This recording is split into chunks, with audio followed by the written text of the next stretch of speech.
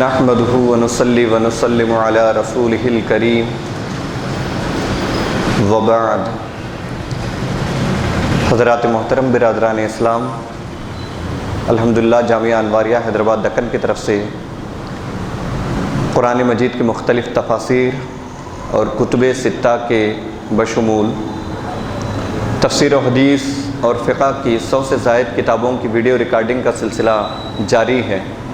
انہی کی ایک سنہری کڑی شرح صحیح مسلم تالیف علامہ غلام رسول سعیدی کی جاری ہے۔ اس کتاب کا کتاب الصیام کا سلسلہ جاری ہے۔ اس میں باب صحت صوم من طلع علیہ الفجر وهو جنب، باب صحت صوم من طلع علیہ الفجر وهو جنب، یہ باب ہے حالت جنابت میں اگر فجر ہو جائے تو روزہ صحیح ہے۔ یعنی یہ باب اس بیان میں ہے کہ اگر کسی پر غسل فرض ہو جائے تو اسی حالت میں فجر کا وقت آ جائے تو کیا روزہ صحیح ہوگا یا نہیں ہوگا، اس بیان میں ہے۔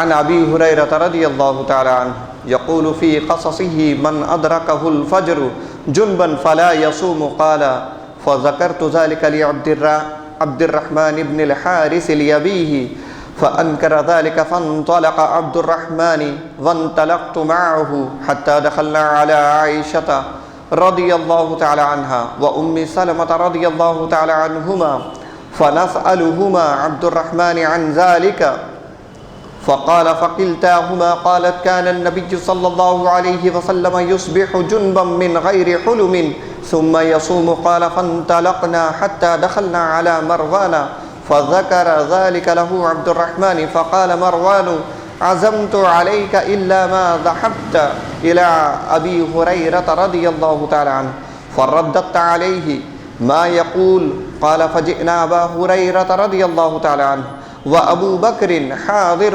ذلك كله قال فذكر له عبد الرحمن فقال أبو هريرة أهما قالتاه لك قال نعم قال هما عالم ثم رد أبو هريرة ما كان يقول في ذلك إلى الفضل بن عباس رضي الله تعالى عنهما فقال أبو هريرة سمعت ذلك من الفضل رضي الله تعالى عنه ولم أسمعه من النبي صلى الله عليه وسلم قال فرجع أبو هريرة رضي الله تعالى عنه أما كان يقول في ذلك الحديث قلت لعبد الملك أقالتا في رمضان قال كذلك يصبح جنبا من غير حلم ثم يصوم۔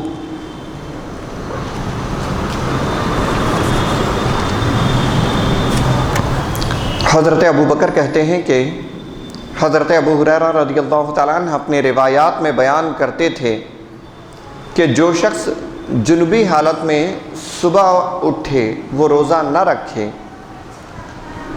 میں نے اس کا اپنے والد عبد الرحمن بن حارث سے ذکر کیا۔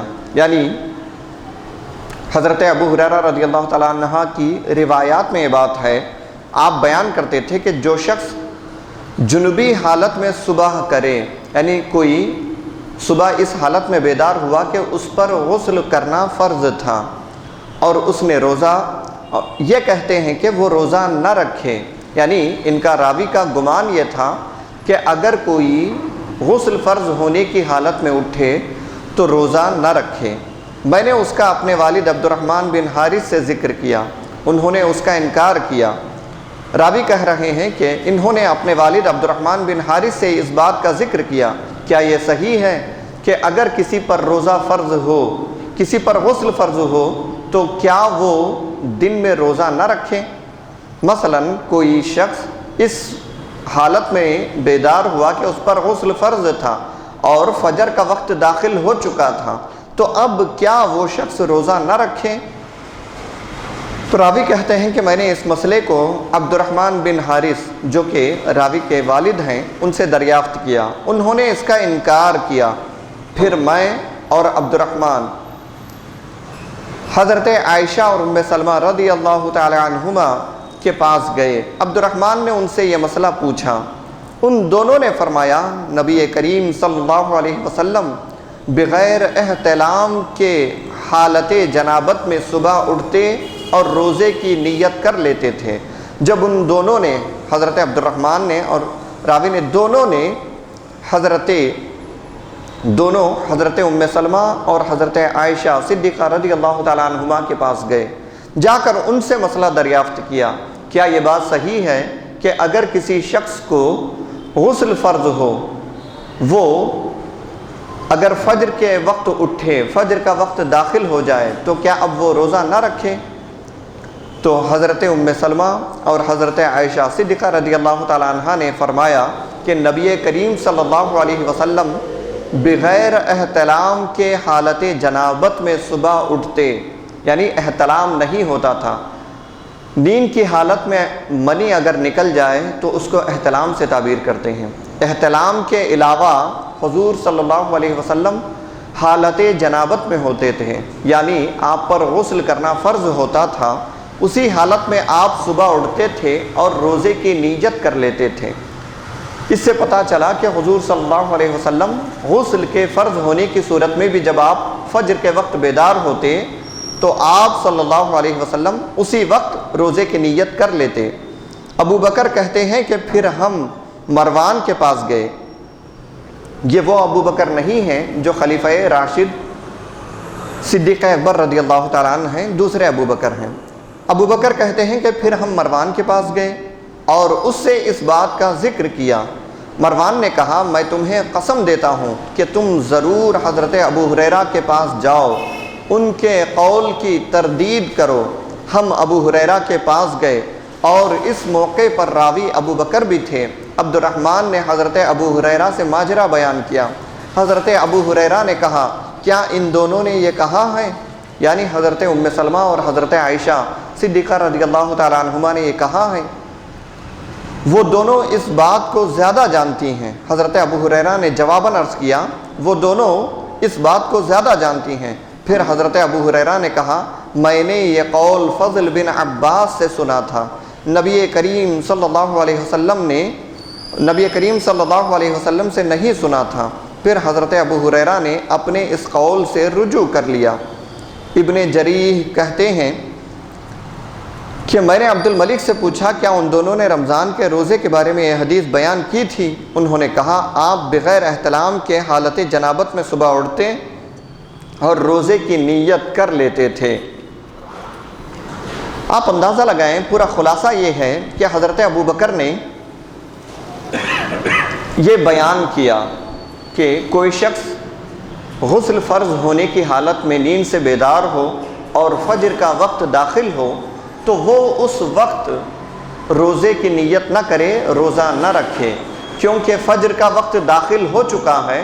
روزہ فجر کے وقت سے لے کر غروب آفتاب تک، سورج کے غروب ہونے تک، یعنی مغرب کے وقت تک رہتا ہے۔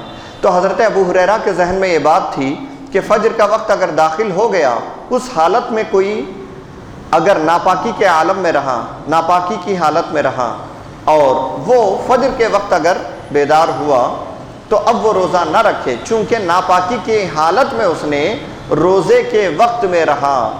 تو حضرت ابو ہریرہ کے ذہن میں یہی بات تھی کہ اس کا روزہ صحیح نہیں ہوگا، روزہ نہیں رکھ سکتا وہ۔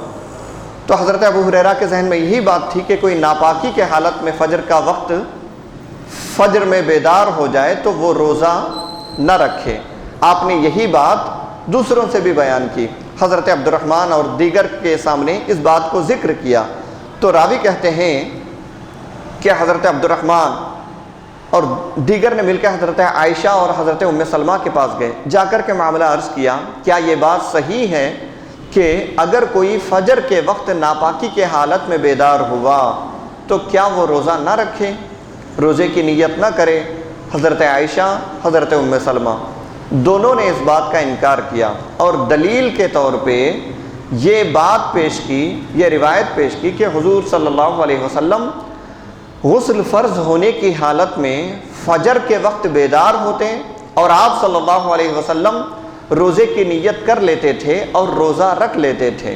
اس سے پتہ چلا کہ فجر کے وقت کے داخل ہونے کے باوجود بھی اگر کوئی غسل فرض ہونے کی حالت میں بیدار ہو تو اس کو روزہ مکمل کرنے کا حکم ہے، اس کی وجہ سے روزے پر کوئی فرق نہیں پڑتا۔ حضرت عائشہ نے بھی یہی کہا، حضرت ام سلمہ نے بھی یہی کہا۔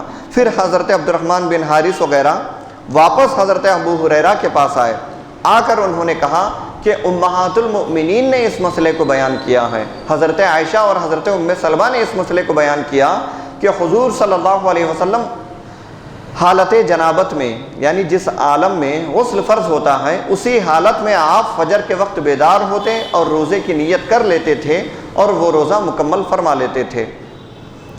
تو حضرت ابو ہریرہ نے جب یہ بات سنی تو تاکید کے ساتھ پوچھا، زور دیتے ہوئے پوچھا، کیا یہ ان دونوں نے یعنی حضرت عائشہ اور حضرت ام سلمہ نے اس بات کو کہا ہے؟ حضرت عبد الرحمن بن حارث وغیرہ نے کہا، ہاں بالکل انہوں نے کہا۔ تو حضرت ابو ہریرہ نے اسی وقت اپنے سابقہ قول سے رجوع کر لیا، یعنی پہلے جو ان کے ذہن میں جو بات تھی اس بات سے آپ نے رجوع کر لیا کہ میرے ذہن میں جو بات تھی میں نے فضل ابن عباس سے سنا تھا، ان کے ذریعے میں نے یہ سنا تھا کہ اگر کوئی ناپاکی کی حالت میں صبح بیدار ہو جائے، فجر کا وقت داخل ہو جائے تو وہ روزہ نہ رکھیں، میں نے ان سے سنا تھا۔ آپ نے فوراً اس بات سے رجوع کر لیا۔ اس سے دیکھیے ایک بنیادی مسئلہ یہ سامنے آیا کہ اگر کوئی فجر کے وقت کے داخل ہونے کے باوجود بھی فجر کے وقت کے شروع ہونے کے باوجود بھی اگر کوئی فجر کے وقت کے شروع ہونے کے باوجود بھی اگر کوئی ناپاکی کے عالم میں رہا تو اس سے روزے پر کوئی فرق نہیں پڑے گا، لیکن یہ ضرور ہے کہ نماز فجر سے پہلے غسل کریں اور نماز ادا کر لیں۔ اگر بالفرض ایک لمحے کے لیے مان لیں کہ کسی نے ظہر تک ویسے ہی ناپاکی کے عالم میں رہا تب بھی اس کا روزہ، بلکہ مغرب تک بھی رہا تو اس کا روزہ تو مکمل ہو جائے گا، لیکن نماز چھوڑنے کا گناہ اس کے سر ہوگا۔ ناپاکی کی وجہ سے روزے پر کوئی فرق نہیں پڑتا۔ ایک بنیادی مسئلہ تو یہ ظاہر ہو گیا کہ ناپاکی کی وجہ سے روزے پر کوئی فرق نہیں پڑتا۔ البتہ ایک مومن کے لیے ضروری ہے جب وہ ناپاک ہو جائے جلد سے جلد غسل کر کے پاک ہو جائے۔ جب تک بے غسلی کے عالم میں رہے گا، ناپاکی کے عالم میں رہے گا، یہ اس کے لیے مناسب نہیں ہے۔ جتنا جلد ہو سکے وہ پاک ہو جائے۔ یہ تو ایک بنیادی مسئلہ یہ معلوم ہوا۔ ایک دوسرا مسئلہ یہ معلوم ہوا کہ حضرت ابو ہریرہ جیسے جلیل القدر صحابی، آپ اس قدر حریص تھے، اس قدر علم دین حاصل کرنے کے حوالے سے آپ دلچسپی رکھتے تھے کہ رات و دن حضور کی بارگاہ میں رہا کرتے تھے، صحابہ اکرام کے ساتھ حضور کی بارگاہ میں رہا کرتے تھے، آپ کی ہر حدیث کو آپ نقل کر لیتے، اپنے پاس لکھ کے محفوظ کر لیا کرتے تھے۔ مسائل کو سننے، یاد رکھنے اور امت تک پہنچانے میں پورے صحابہ میں کوئی آپ کے مثل نہیں ہے، کوئی آپ کی طرح نہیں ہے۔ یہی وجہ ہے کہ حضرت ابو ہریرہ سے سب سے زیادہ حدیثیں مروی تھیں، اس کے باوجود بھی حضرت ابو ہریرہ سے یہ غلطی ہوئی، حضرت ابو ہریرہ سے یہ غلطی ہوئی کہ آپ ایک بنیادی مسئلہ بالکل الٹا جانتے تھے، بالکل جو حقیقی مسئلہ تھا اس کے برخلاف، اس کے الٹا آپ دوسرا مسئلہ سمجھ رہے تھے کہ حقیقت میں معاملہ یہی ہے، یعنی ناپاکی کی وجہ سے روزے پہ کوئی فرق نہیں پڑتا۔ حضرت ابو ہریرہ یہ سمجھ رہے تھے کہ ناپاکی کی صورت میں روزے پر فرق پڑتا ہے، بلکہ روزہ ہو ہی نہیں سکتا۔ بالکل الٹا مسئلہ، بالکل مخالف مسئلہ آپ کے ذہن میں تھا۔ جب آپ کو حقیقت معلوم ہوئی فوراً آپ نے رجوع کر لیا، بغیر کسی چون چرا کے، بغیر کسی تردد کے، بالکل آپ نے رجوع کر لیا، اپنے مسئلے کو واپس لے لیا۔ آپ نے کہا کہ مجھ سے یہ غلطی ہوئی ہے، میں نے اس مسئلے کو فضل ابن عباس سے سنا تھا۔ اب وہ نہ جانے کس سے سنے تھے یا ان کو کہاں سے غلط فہمی ہوئی تھی، اس کا ذکر یہاں نہیں ہے۔ تو یہ صحابہ کا شیوا تھا۔ قرآن مجید نے صحابہ کی زندگی کو ہمارے لیے نمونہ بتایا ہے، ان کے ایمان کو ہمارے لیے نمونہ بتایا ہے۔ آمنو کما آمن الناس، اے لوگو تم ان صحابہ کی طرح ایمان لاؤ۔ یہود و نصارہ سے کہا گیا کہ ان آمنو بمثل آمنتم فقد اہتدوا، کہ ان صحابہ کی طرح اگر تم ایمان لاؤ گے تو تمہارا ایمان لانا قابل قبول ہوگا، تم ہدایت یافتہ ہو جاؤ گے۔ تو آپ اندازہ لگائیں صحابہ کے ایمان کو ہمارے لیے نمونہ بنایا گیا ہے۔ اس کی وجہ یہی ہے کہ صحابہ کے دل سادہ لوگ بالکل سفید کاغذ کی طرح ہوتے تھے، ان کے اپنے نفسانی خواہشات، نفسانی جذبات کچھ نہیں ہوتے تھے۔ اگر دین کا کوئی معاملہ آ جائے اور ان سے کوئی معاذ اللہ غلطی ہو جائے، فوراً اس کے لیے رجوع کرنے کے لیے تیار ہو جاتے تھے۔ اس میں ایک لمحہ بھر بھی، بے شمار روایتیں اس حوالے سے ہیں، ایک لمحے کے لیے بھی وہ ٹال مٹول نہیں کرتے تھے، آگے پیچھے نہیں ہٹتے تھے۔ تو آج ہمارے لیے بہت بڑا سبق ہے کہ کوئی ایک آدمی، کوئی صاحب حیثیت ہے، کوئی بڑا آدمی ہے جس کا کوئی نام ہے، اس نے اگر کوئی بات کہہ دی، بعد میں پتہ چلا کہ وہ بات غلط تھی، تو اس کو رجوع کرنے سے وہ ٹال مٹول کرتا ہے، آگے پیچھے کرتا ہے، اور بسا اوقات انکار کر بیٹھتا ہے کہ میں نے کہا نہیں، یا کہا تو اپنی بات پہ اڑے رہتا ہے، ضد کرنے لگتا ہے۔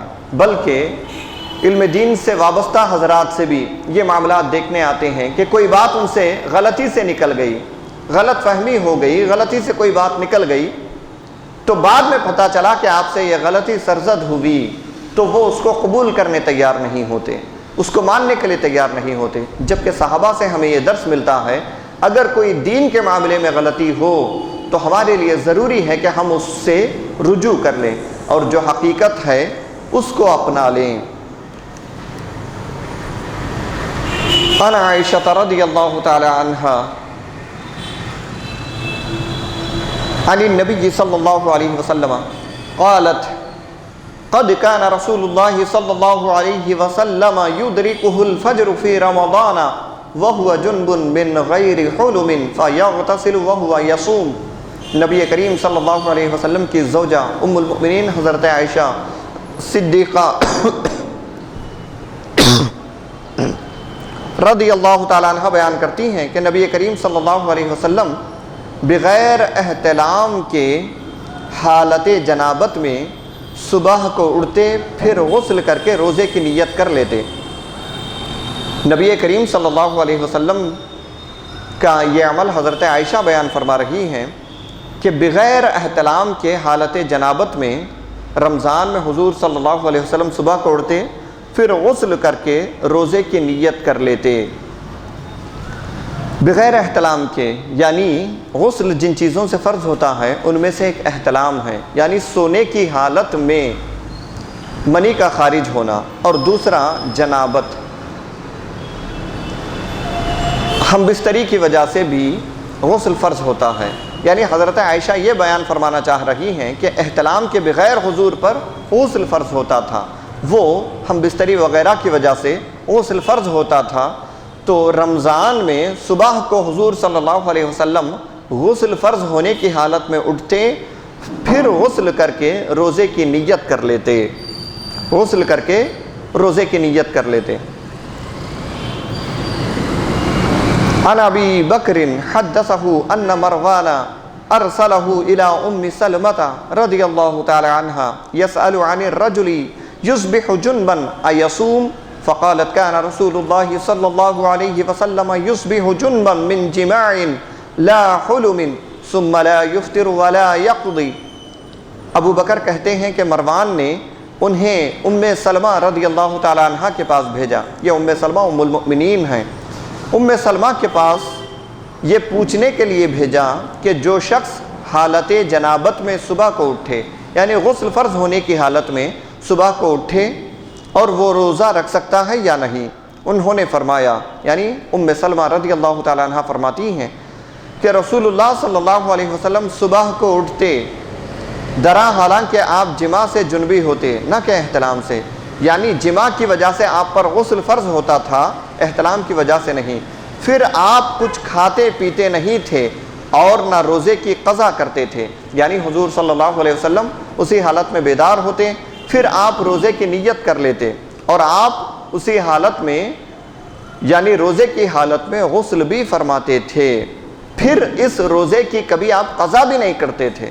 تو پتہ چلا غسل فرض ہونے کی حالت میں اگر کوئی بیدار ہو تو اس صورت میں وہ روزے کی نیت بھی کر سکتا ہے، بعد میں روزے کی حالت ہی میں غسل بھی کر سکتا ہے۔ انا عائشہ رضی اللہ تعالی عنہ وأم سلمة زوج النبي صلى الله عليه وسلم أنهما قالتا إن كان رسول الله صلى الله عليه وسلم لا يصبح جنبا من جماع غير احتلام في رمضان ثم يصوم۔ حضرت عائشہ صدیقہ رضی اللہ تعالیٰ عنہ فرماتی ہیں، ام سلمہ رضی اللہ تعالیٰ عنہ بیان کرتی ہیں کہ رسول اللہ صلی اللہ علیہ وسلم رمضان میں صبح اٹھتے، درا حالانکہ آپ جماع سے جنبی ہوتے تھے، یعنی اس حالت میں بیدار ہوتے تھے کہ آپ جماع کی وجہ سے، ہم بستری کی وجہ سے جنبی ہوتے تھے، آپ پر غسل فرض ہوتا تھا، نہ کہ احتلام کی وجہ سے، اور آپ روزے کی نیت کر لیتے تھے۔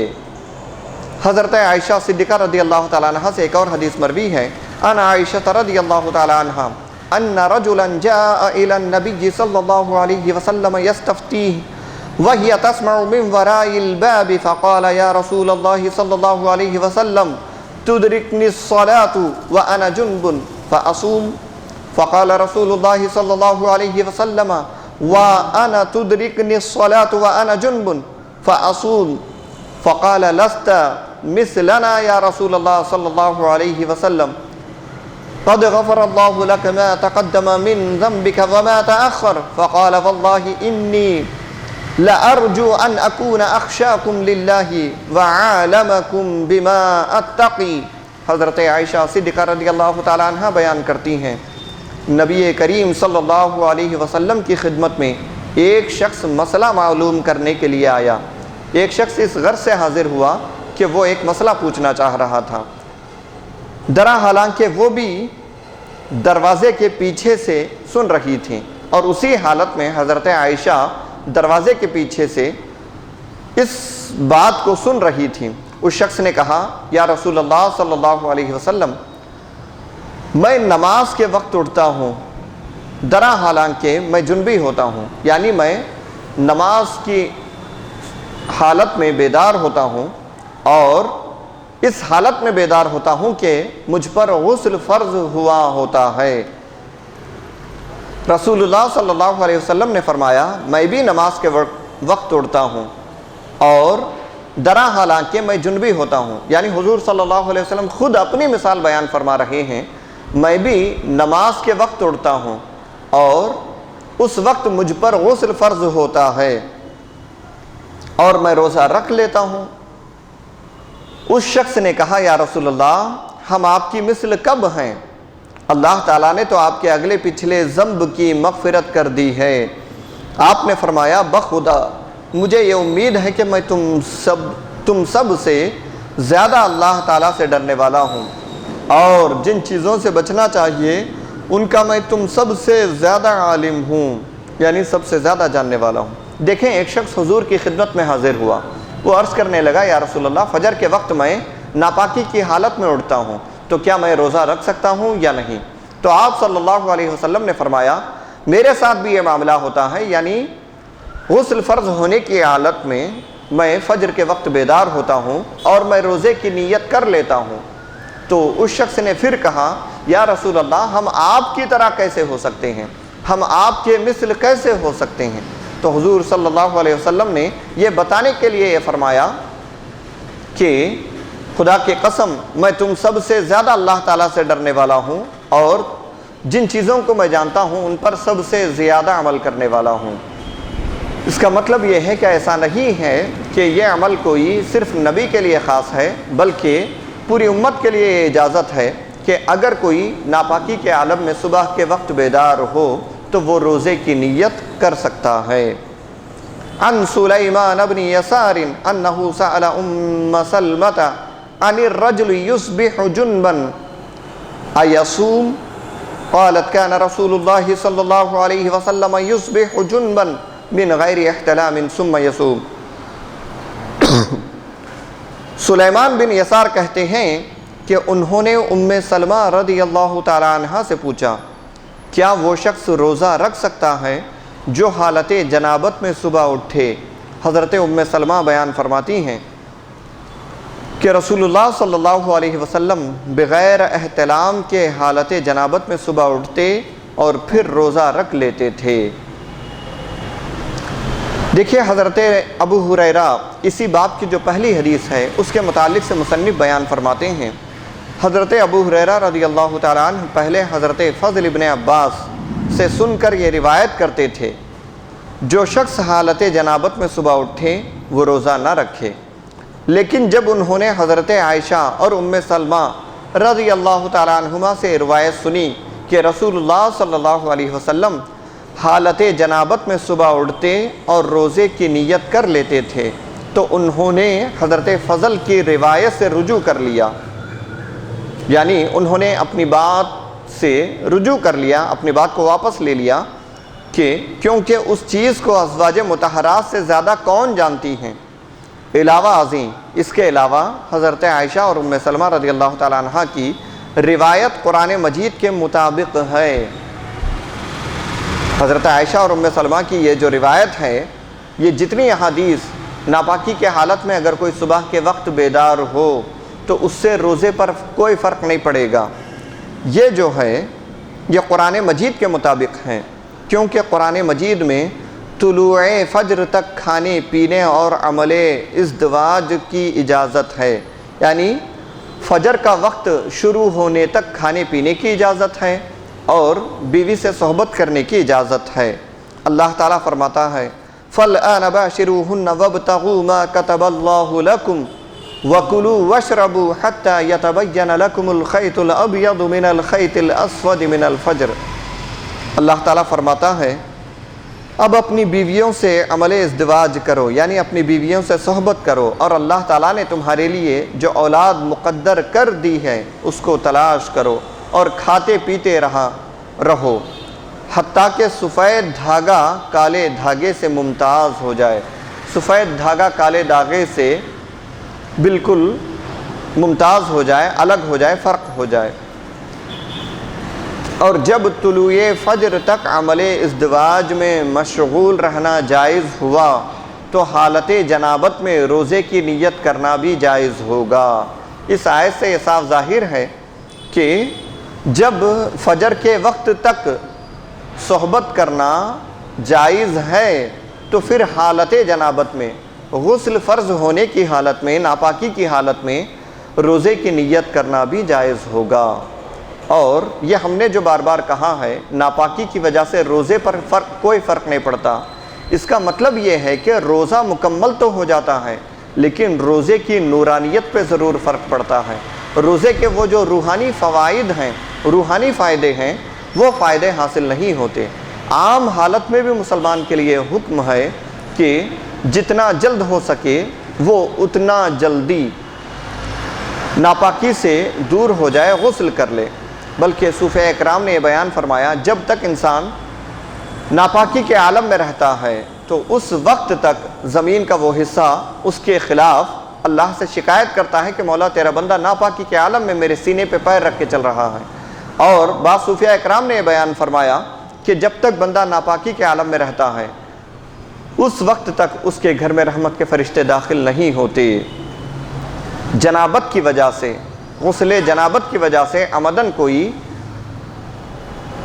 ناپاک ہوا، کوئی شخص، خواتین کی ناپاکی کی بات یہاں نہیں ہو رہی ہے، کسی مرد کو غسل فرض ہوا، وہ سہولت ہوتے ہوئے بھی، گنجائش ہوتے ہوئے بھی جان بوجھ کر ناپاکی کے عالم میں دن گزار دیا تو جتنی دیر تک وہ گھر میں رہے گا اس گھر میں رحمت کے فرشتے داخل نہیں ہوتے، اس گھر سے برکت اٹھ جاتی ہے۔ عام طور پہ لوگ بے برکتی کی شکایت کرتے ہیں، اس بے برکتی کی علماء نے ایک بنیادی وجہ یہ بھی بیان کی ہے کہ بغیر عذر کے ناپاکی کے عالم میں رہنا یہ بھی بے برکتی کی ایک بہت بڑی وجہ ہے، اس سے بچنا چاہیے۔ دوسرا باب ہے باب تغلیظ تحریم الجماع فی نہار رمضان علی الصائم ووجوب الکفارۃ الکبریٰ فیہ وبیانها وانہا تجب علی الموسر والمعسر وتثبت فی ذمۃ المعسر حتی یستطیع۔ روزے میں عمل ازدواج کی حرمت اور کفارے کا وجوب۔ عن ابی ہریرہ رضی اللہ تعالی عنہ قال جاء رجل الى النبی صلی اللہ علیہ وسلم قال حلقت یا رسول اللہ۔ یہ باب ہے روزے میں عمل ازدواج کی حرمت اور کفارے کا وجوب، یعنی اگر کوئی حالت روزہ میں اپنی بیوی سے صحبت کر لے، ہم بستری کر لے تو اس کا کیا حکم ہے؟ اس کا حکم یہ ہے کہ روزے کے عالم میں روزہ رکھتے ہوئے اپنی بیوی سے صحبت کرنا یہ حرام ہے، اور جس نے ایسا کیا اس کا روزہ ٹوٹ جاتا ہے اور اس روزے کی قضا بھی رکھنی ہوگی، اس کے ساتھ ساتھ کفارہ بھی دینا ہوگا۔ عن ابی ہریرہ رضی اللہ تعالی عنہ قال جاء رجل الى النبي صلی اللہ علیہ وسلم قال حلقت یا رسول اللہ قال ما اهلكك قال وقعت على امرأتي في رمضان قال هل تجد ما تعتق رقبة قال لا قال هل تستطيع أن تصوم شهرين متتابعين قال لا قال فهل تجد ما تطعم 60 مسكينا قال لا قال ثم جلس فأوتي النبي صلى الله عليه وسلم بعرق فيه تمر فقال تصدق بهذا قال أفقر منا فما بين لا أبتيها أهل بيت أحوج إليه منا فضحك النبي صلى الله عليه وسلم حتى بدت أنيابه ثم قال اذهب فأطعمه أهلك۔ حضرت ابو ہریرہ رضی اللہ تعالی عنہ بیان کرتے ہیں کہ رسول اللہ صلی اللہ علیہ وسلم کی خدمت میں ایک شخص نے آ کر عرض کیا، یا رسول اللہ صلی اللہ علیہ وسلم میں ہلاک ہو گیا، یعنی میں برباد ہو گیا، میں تباہ ہو گیا۔ آپ نے فرمایا تجھے کس چیز نے ہلاک کیا؟ اس نے کہا میں نے اپنی بیوی کے ساتھ رمضان میں عمل ازدواج کر لیا۔ آپ نے فرمایا کیا تو ایک غلام آزاد کر سکتا ہے؟ اس نے کہا نہیں۔ آپ نے فرمایا کیا تو متواتر 2 ماہ روزے رکھ سکتا ہے؟ اس نے کہا نہیں۔ آپ نے فرمایا کیا تو 60 مسکینوں کو کھانا کھلا سکتا ہے؟ اس نے کہا نہیں۔ حضرت ابو ہریرہ کہتے ہیں پھر وہ بیٹھ گیا۔ اسی اثنا میں نبی کریم صلی اللہ علیہ وسلم کے پاس کھجوروں کا ایک ٹوکرا آیا۔ آپ نے اس سے فرمایا اس کو صدقہ کر دو۔ اس نے کہا مجھ سے زیادہ کوئی ضرورت مند ہے؟ مدینے کے دونوں کناروں کے درمیان کوئی گھر مجھ سے زیادہ محتاج نہیں ہے۔ نبی کریم صلی اللہ علیہ وسلم کھل کھلا کر ہنس پڑے، حتیٰ کہ آپ کی مبارک داڑھیں ظاہر ہو گئیں۔ پھر آپ نے فرمایا جاؤ جا کر اپنے گھر والوں کو کھلاؤ۔ دیکھیں ایک شخص حضور صلی اللہ علیہ وسلم کی خدمت میں آیا، آ کے کہنے لگا یا رسول اللہ میں ہلاک اور برباد ہو گیا۔ سرکار نے فرمایا کیا ہوا؟ اس نے کہا میں رمضان میں حالت روزہ میں اپنی بیوی سے ہم بستری کر لیا ہے۔ تو حضور صلی اللہ علیہ وسلم نے فرمایا کیا تو ایک غلام کو آزاد کر سکتا ہے؟ اس نے جواب دیا نہیں۔ پھر آپ نے فرمایا کیا تو 60 روزے مسلسل رکھ سکتا ہے؟ اس نے کہا نہیں۔ پھر آپ نے فرمایا کیا تو 60 مسکینوں کو کھانا کھلا سکتا ہے؟ پھر اس نے کہا نہیں یا رسول اللہ۔ حضرت ابو ہریرہ فرماتے ہیں وہ شخص وہیں بیٹھا رہ گیا۔ کچھ دیر بعد حضور صلی اللہ علیہ وسلم کے پاس ایک ٹوکرا آیا جس میں کھجوریں تھیں۔ حضور صلی اللہ علیہ وسلم نے ان کھجوروں کو اس شخص کو دیا۔ دینے کے بعد کہا جاؤ ان کھجوروں کو صدقہ کر دو۔ اس نے کہا یا رسول اللہ پورے مدینے میں مجھ سے بڑھ کر محتاج کوئی نہیں ہے، مجھ سے بڑھ کر ضرورت مند کوئی نہیں ہے۔ آپ نے فرمایا، آپ نے مسکرایا یہاں تک کہ آپ کے داڑھ مبارک ظاہر ہو گئے، داڑھ مبارک آپ کے ظاہر ہو گئے، اتنا آپ نے مسکرایا۔ مسکرا کر کہا جاؤ جا کر کے ان کھجوروں کو اپنے اہل و عیال کو کھلاؤ، اپنے بیوی بچوں کو کھلاؤ۔ اس سے ایک بات یہ پتہ چلتی ہے کہ دیکھیں آپ جو شخص حضور کی بارگاہ میں آیا تھا وہ اس شخص سے غلطی ہوئی تھی، روزے کی حالت میں اس نے ہم بستری کی تھی، اپنی بیوی سے صحبت کی تھی، تو اب اس پر کفارہ لازم ہوا۔ روزہ تو ٹوٹ گیا، اس کے ساتھ ساتھ کفارہ بھی لازم ہوا۔ حضور نے اس سے تینوں کفارے جو روزہ ٹوٹنے کی وجہ سے جو کفارہ لازم ہوتا ہے، سب سے پہلا کفارہ یہ کہ ایک غلام کو آزاد کر دے۔ اگر غلام آزاد نہیں کر سکتا، جیسے آج کل غلام دستیاب نہیں ہیں، غلام موجود ہی نہیں ہے، لوگوں کو خریدنا فروخت کرنے کا سلسلہ ختم ہو چکا ہے، تو غلام اگر آزاد نہیں کر سکتے تو 60 مسلسل روزے رکھنے ہوں گے۔ اگر کوئی 60 روزے نہیں رکھ سکتے تو پھر 60 مسکینوں کو کھانا کھلانا ہوگا۔ تو پہلے حضور نے یہ دریافت کیا کیا تو غلام کو آزاد کر سکتا ہے؟ وہ آدمی غریب تھا، اس نے کہا یا رسول اللہ میں غلام کو آزاد نہیں کر سکتا۔ پھر آپ نے کہا کیا مسلسل 60 روزے، یعنی یہ ایک روزہ بھی بیچ میں نہ چھوٹے، مسلسل 60 روزے لگاتار رکھنا ہوگا۔ حضور نے فرمایا کیا تو 60 روزے رکھ سکتا ہے؟ اس شخص نے کہا یا رسول اللہ میرے اندر اتنی طاقت نہیں کہ میں 60 روزے مسلسل رکھ سکوں، میرے اندر وہ طاقت و قوت نہیں ہے۔ پھر آپ نے آخری مرحلے میں فرمایا کیا تو 60 مسکینوں کو، 60 غریبوں کو کھانا کھلا سکتا ہے؟ اس نے کہا یا رسول اللہ اس کی بھی مجھے طاقت نہیں ہے، یعنی اتنی طاقت میرے پاس نہیں ہے کہ میں 60 مسکینوں کو کھانا کھلا سکوں۔ تو اس کے بعد حضور کے پاس کچھ کھجوریں آئی، آپ نے اس شخص کو دیا، جاؤ ان کھجوروں کو صدقہ کر دو۔ اس نے کہا مجھ سے زیادہ ضرورت مند کوئی نہیں ہے۔ تو سرکار نے فرمایا جاؤ اپنے گھر والوں پر ان کھجوروں کو صرف کر دو، ان کھجوروں کو کھلا دو۔ تو آپ اندازہ لگائیں اس آخری مرحلے تک بھی حضور صلی اللہ علیہ وسلم نے ایک جملہ یہ نہیں فرمایا جاؤ تم سے کفارہ ساقط ہو گیا۔ یہ انتہائی قابل توجہ بات ہے۔ حضور صلی اللہ علیہ وسلم نے آخری وقت تک بھی یہ نہیں کہا کہ اگر تم غلام کو آزاد نہیں کر سکتے، مسکینوں کو کھانا نہیں کھلا سکتے، روزے نہیں رکھ سکتے تو جاؤ تمہارے لیے یہ کفارہ معاف ہو گیا، نہیں کہا۔ آخری صورت تک بھی آپ نے انتظار فرمایا، اور جب کھجوریں آپ کے پاس آئی تو کہا کفارے کے طور پہ ان کھجوروں کو جا کر صدقہ کر دو۔ یعنی اس سے ایک بات پتہ چلتی ہے کفارہ کبھی معاف نہیں ہوتا۔ تو ہمیں یہ انتہائی احتیاط کے ساتھ روزے مکمل کرنے ہوں گے۔ روزوں میں یہ خاص خیال رکھنا ہوگا کہ کہیں ہم سے جمع نہ ہو جائے، یعنی ہم بستری نہ ہو جائے، بیوی کے ساتھ صحبت نہ ہو جائے، یا کوئی ایسا عمل نہ ہو جس کی بنیاد پر ہمارا روزہ ٹوٹ جائے۔ جانتے بوجھتے کسی نے اپنے روزے کو توڑ دیا تو اس کے لیے کفارہ لازم ہے۔ ان 3 چیزوں میں سے کسی ایک کا کفارہ ہر حال میں لازم ہے۔ یہ کفارہ کبھی معاف نہیں ہوتا۔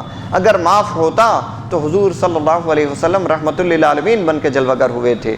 آپ کے دین کی بنیاد آسانی پر رکھی گئی ہے، تو آپ ضرور ارشاد فرماتے جاؤ تمہارے لیے کفارہ معاف ہو گیا ہے۔ لیکن آپ نے آخر تک بھی اس باب کی دیگر اور بہت ساری حدیثیں آنے والی ہے، کسی حدیث میں آپ نے یہ نہیں فرمایا کہ کفارہ تمہارے لیے معاف ہو گیا ہے۔ اس سے پتہ چلتا ہے کہ کفارہ کبھی معاف ہونے والا نہیں ہے۔ تو جب کفارہ معاف نہیں ہوا تو جس سے بھی جانتے بوجھتے ہوئے روزہ ٹوٹ جائے تو اس کے لیے لازم ہے کہ وہ کفارہ ادا کرے، یا تو وہ 60 روزے مسلسل رکھے یا پھر 60 مسکینوں کو کھانا کھلائے۔ اس کے بغیر اس کے سر سے گناہ نہیں ہٹتا۔ اسی باب کی ایک اور حدیث ہے ان محمد ابن مسلم الزہری بہذا الاسناد، ایک اور سند سے یہ روایت ہے، اس میں کھجوروں کے ٹوکرے کا ذکر ہے، اور یہ نہیں ہے کہ آپ کھلکھلا کر ہنسے، یعنی آپ نے بہت زیادہ ہنسا، اس کا تذکرہ نہیں ہے، بلکہ صرف اتنا ہے کہ آپ کی مبارک داڑھیں دکھائی دینے لگیں۔ عن ابی ہریرہ رضی اللہ تعالی عنہ ان رجلا وقع بامرأته في رمضان فاستفتى رسول الله صلی اللہ علیہ وسلم عن ذلك فقال هل تجد رقبة فقال لا فهل تستطيع صيام شهرين قال لا قال فأطعم 60 مسکینا۔ حضرت ابو ہریرہ رضی اللہ تعالی عنہ بیان فرماتے ہیں کہ ایک شخص نے رمضان میں دن کے وقت بیوی سے عمل ازدواج کر لیا، یعنی ایک شخص روزے کی حالت میں اپنے بیوی سے ہم بستری کر لی، پھر رسول اللہ صلی اللہ علیہ وسلم سے اس سلسلے میں مسئلہ دریافت کیا، مسئلہ پوچھا کہ یا رسول اللہ مجھ سے یہ غلطی ہو گئی ہے، میں کیا کروں؟ آپ نے فرمایا کیا تم غلام آزاد کر سکتے ہو؟ اس نے کہا نہیں۔ آپ نے فرمایا 2 ماہ کے روزے رکھ سکتے ہو؟ اس نے کہا نہیں۔ آپ نے فرمایا 60 مسکینوں کو کھانا کھلا دو۔ آخر میں فرمایا 60 مسکین کو کھانا کھلا دو۔ عن الزہری بہذا الاسناد، اور ایک اور روایت امام زہری سے اسی سند کے ساتھ مروی ہے، ایک شخص نے رمضان میں روزہ توڑ لیا، رسول اللہ صلی اللہ علیہ وسلم نے اسے کفارے کا حکم دیا، ایک غلام آزاد کرے، باقی حسب روایت ہے، یعنی بالکل وہی روایت جو پہلے گزر چکی ہے، ویسی ہی روایت امام زہری سے دوسری سند کے ساتھ مروی ہے۔ عن ابی ہریرہ رضی اللہ تعالی عنہ حدثہ ان النبی صلی اللہ علیہ وسلم امر رجلا افطر فی رمضان ان یعتق رقبۃ او یصوم شہرین او یطعم 60 مسکینا۔ حضرت ابو ہریرہ رضی اللہ تعالیٰ عنہ بیان کرتے ہیں کہ ایک شخص نے رمضان میں روزہ توڑ لیا، نبی کریم صلی اللہ علیہ وسلم نے اسے حکم دیا کہ وہ غلام آزاد کرے یا 2 ماہ کے روزے رکھے یا 60 مسکینوں کو کھانا کھلائے۔ عن الزہری بہذا الاسناد نحو حدیث ابن اعینہ، بالکل ایک اور سند سے پچھلی جیسی ہی روایت امام زہری سے مروی ہے۔ عن عائشہ رضی اللہ تعالی عنہا انہا قالت جاء رجل الى رسول اللہ صلی اللہ علیہ وسلم فقال احترقت قال رسول اللہ صلی اللہ علیہ وسلم لما قال وطئت امرأتي في رمضان نهارا قال تصدق قال ما عندي شيء فأمره أن يجلس فجاءه عرقان فيهما طعام فأمره أن يتصدق به۔ حضرت عائشہ صدیقہ رضی اللہ تعالی عنہ بیان کرتی ہیں کہ ایک شخص نے حضور صلی اللہ علیہ وسلم کی خدمت میں حاضر ہو کر عرض کیا، میں تو جل گیا، یعنی اس شخص سے جو غلطی ہوئی تھی اس پر اتنا نادم وہ شخص تھا، اپنے آپ کو جلنے سے تعبیر کیا، حقیقت میں کوئی آگ نہیں لگی تھی کہ وہ جل گیا ہو۔ اس کی وضاحت آگے کر رہا ہے۔ حضور صلی اللہ علیہ وسلم نے فرمایا کیا ہوا؟ اس نے کہا میں نے رمضان کے دن میں یعنی دن کے وقت میں اپنی بیوی سے عمل ازدواج کر لیا، یعنی میں نے اپنی بیوی سے ہم بستری کر لی۔ آپ نے فرمایا صدقہ کرو صدقہ کرو۔ اس نے کہا میرے پاس تو کچھ نہیں ہے۔ آپ نے اسے حکم دیا کہ بیٹھ جاؤ۔ اسی اثنا میں یعنی اسی وقت آپ کے پاس کھانے کے 2 ٹوکرے آئے، آپ نے اس کو دیا اور کہا کہ ان کو صدقہ کر دیں۔ دیکھیں یہاں پہ صرف صدقے کا حکم حضور صلی اللہ علیہ وسلم نے دیا، دیگر 2 کفاروں کا ذکر نہیں کیا حضور صلی اللہ علیہ وسلم۔ اسی لیے ہم بارہا کہتے ہیں کہ کوئی ایک حدیث یا کوئی ایک آیت کسی مسئلے کو بیان کرنے کے لیے کافی نہیں ہوتی۔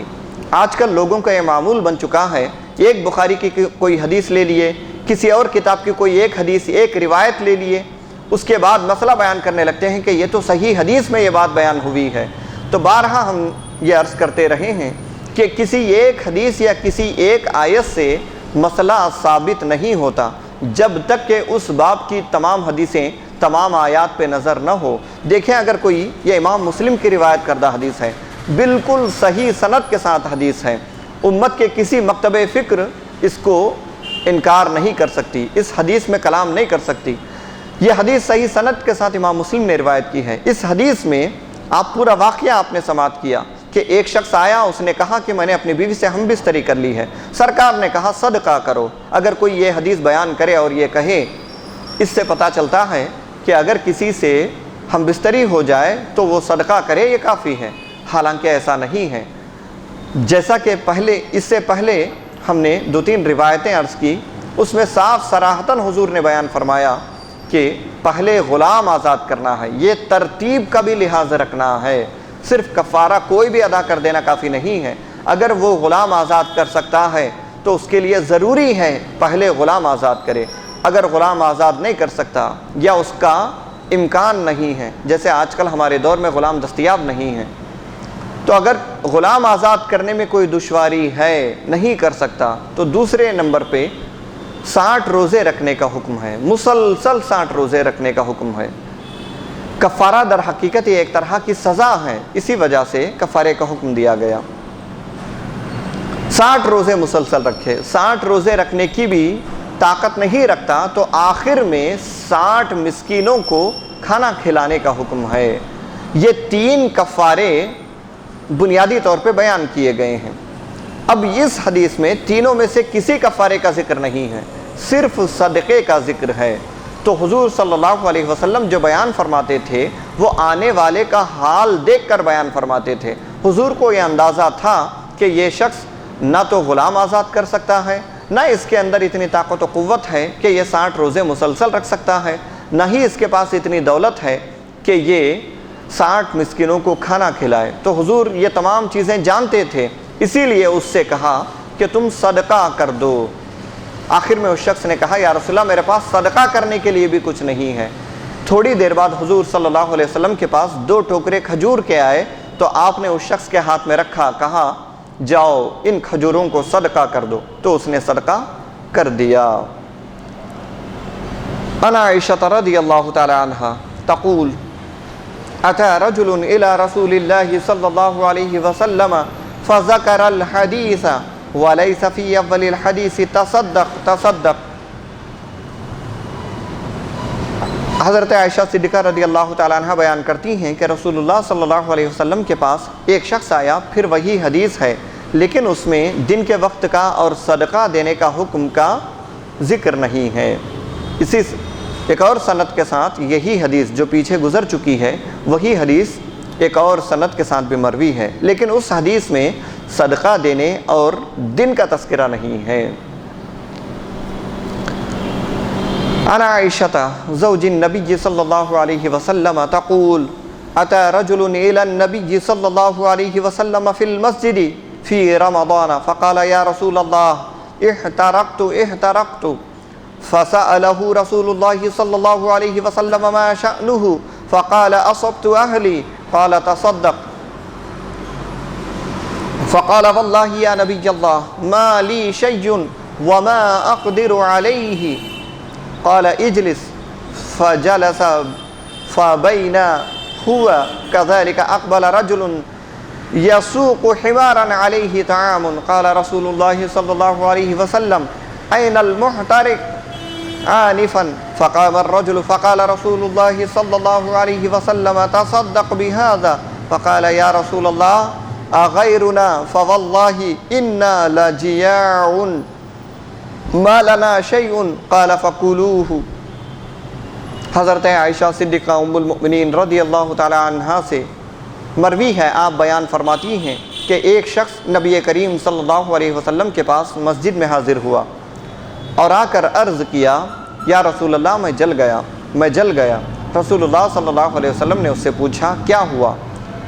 اس نے کہا میں نے اپنی بیوی سے عمل ازدواج کر لیا، یعنی میں نے اپنی بیوی سے ہم بستری کر لی۔ دیکھیں یہاں بھی جل گیا جو یہ شخص کہہ رہا ہے، اس کا مطلب یہ نہیں کہ حقیقت میں کوئی آگ لگ گئی تھی، بلکہ جو غلطی ان سے ہو گئی تھی اس پر اس قدر نادم تھے، گویا انہوں نے اپنے آپ کو اس لفظ سے تعبیر کیا کہ میں جل گیا، یعنی ایسا کام کیا جس کی وجہ سے ہو سکتا ہے کہ یہ جہنم میں لے جانے والا عمل ہم سے ہوا ہو۔ تو انہوں نے کہا میں جل گیا۔ حضور صلی اللہ علیہ وسلم نے کہا کیا ہوا؟ اس نے کہا میں نے اپنی بیوی سے ہم بستری کر لی ہے۔ آپ نے فرمایا صدقہ کرو۔ اس نے کہا یا رسول اللہ میرے پاس تو کچھ نہیں ہے اور نہ میں اس بات پر قادر ہوں، یعنی میرے پاس کوئی مال نہیں ہے کہ میں صدقہ کروں۔ آپ نے فرمایا بیٹھ جا۔ وہ بیٹھ گیا اور وہ ابھی بیٹھا ہوا تھا، ایک شخص دراز گوش ہانکتا ہوا لایا جس پر کھانا لدا ہوا تھا، یعنی ایک گدھے کو ہانکتا ہوا آیا اور اس پر کھانا تھا، کچھ کھانے پینے کی چیزیں تھیں۔ رسول اللہ صلی اللہ علیہ وسلم نے فرمایا وہ جلنے والا کہاں گیا؟ یعنی اسی کے الفاظ کو حضور نے دہرایا کہ وہ شخص کہاں گیا جو ابھی تک شکایت کر رہا تھا؟ وہ شخص کھڑا ہو گیا۔ رسول اللہ صلی اللہ علیہ وسلم نے فرمایا اس کو صدقہ کر دو۔ اس نے کہا یا رسول اللہ ہمارے علاوہ خدا کی قسم کون ہے؟ کہا خدا کی قسم ہم بھوکے ہیں، ہمارے پاس کچھ نہیں ہے۔ آپ نے فرمایا تو تم ہی کھا لو۔ اب اس باب کی یہ حدیثیں مکمل ہو چکی ہیں۔ روزے کے کفارے کے متعلق سے ائمہ اربعہ کے مختلف مذاہب ہیں، اس کو مصنف نے بیان کیا ہے۔ رمضان کے روزے کو عمدن عمل ازدواج سے توڑنے پر کفارے کے لزوم میں مذاہب اربعہ متفق ہیں، یعنی رمضان کے روزے میں کسی نے رمضان کا روزہ رکھا ہوا تھا اور اس نے جانتے بوجھتے ہوئے ہم بستری کر لی، ہم بستری کر کے روزے کو توڑ دیا تو اس پر کفارہ لازم ہے۔ اس پر تمام ائمہ متفق ہیں، تمام ائمہ متفق ہیں کہ اس کے لیے کفارہ لازم ہے، ضروری ہے۔ اور اگر نسیاناً عمل ازدواج کرے تو احناف اور شوافی کے نزدیک قضا اور کفارہ نہیں ہے۔ یعنی اگر کوئی بھول کر اپنی بیوی سے ہم بستری کر لیا تو امام اعظم ابو حنیفہ اور امام شافعی کے نزدیک یہ مسئلہ ہے کہ اس پر قضا ہے، کفارہ نہیں ہے۔ یعنی وہ شخص اس روزے کی قضا کرے گا، کفارہ دینے کی ضرورت نہیں ہے۔ اگر کوئی جانتے بوجھتے حالت روزہ میں اپنی بیوی سے ہم بستری کر لے تو اس پر تمام اماموں کے مطابق کفارہ لازم ہے اور روزے کا قضا کرنا بھی لازم ہے۔ لیکن اگر بھول سے کسی نے اپنی بیوی سے ہم بستری کر لی تو امام شافعی اور امام اعظم ابو حنیفہ کے نزدیک صرف قضا ہے، کفارہ نہیں ہے، چونکہ دیگر حدیثوں میں یہ بیان ہوا ہے، حضور صلی اللہ علیہ وسلم نے فرمایا میری امت سے خطا کو اٹھا لیا گیا ہے، یعنی خطا اور نسیان کو اٹھا لیا گیا ہے۔ کسی نے غلطی سے بھول کر کوئی کام کیا تو اللہ تعالیٰ نے امت محمدیہ کے لیے یہ رخصت عطا فرمائی ہے، یہ آسانی عطا فرمائی ہے کہ اللہ تعالیٰ ان معاملات پر گرفت نہیں فرماتا۔ اس سے امام شافعی اور امام اعظم ابو حنیفہ رضی اللہ تعالیٰ عنہ یہ بیان فرماتی ہیں، اس سے پتہ چلتا ہے کہ اگر کوئی بھول کر اپنی بیوی سے ہم بستری کر لی تو اس پر کفارہ نہیں ہے، صرف قضا لازم ہے۔ امام مالک کے اس مسئلے میں دو قول ہیں۔ امام احمد بن حنبل کے نزدیک روزہ ٹوٹ جاتا ہے اور کفارہ لازم آتا ہے، یعنی اگر کوئی بھول کر ہم بستری کر لی تو امام احمد بن حنبل کے نزدیک روزہ ٹوٹ جاتا ہے اور کفارہ بھی لازم ہوتا ہے۔ امام شافعی اور امام احمد بن حنبل کے نزدیک روزہ ٹوٹ جاتا ہے، قضا لازم ہے لیکن کفارہ لازم نہیں ہے۔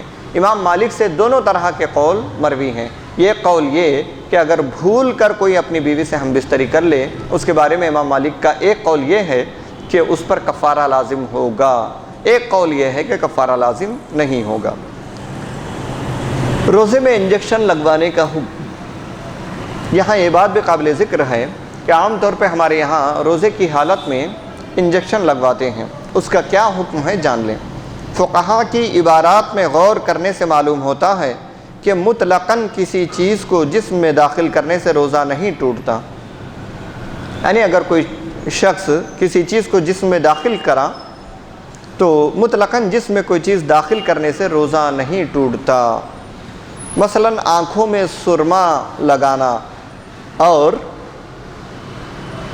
دوا ڈالنے سے روزہ نہیں ٹوٹتا، بلکہ روزہ ٹوٹنے کا مدار، روزہ ٹوٹنے کی اصل وجہ اس بات پر ہے کہ کوئی چیز معدے یا دماغ میں داخل کی جائے۔ اس بنا پر روزے کی حالت میں انجیکشن لگوانے سے روزہ نہیں ٹوٹتا۔ دیکھیں فقہا کی عبارات سے یہ پتہ چلتا ہے، یعنی بڑے بڑے علم فقہ کے ماہرین، علماء، ائمہ، محدثین کی باتوں سے پتہ چلتا ہے کہ کوئی بھی چیز جسم میں داخل ہو اس سے روزہ نہیں ٹوٹتا۔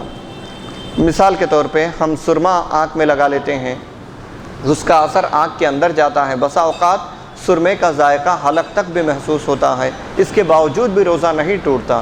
یوں ہی آنکھ میں دوا وغیرہ ڈال لیتے ہیں تو اس سے روزہ نہیں ٹوٹتا۔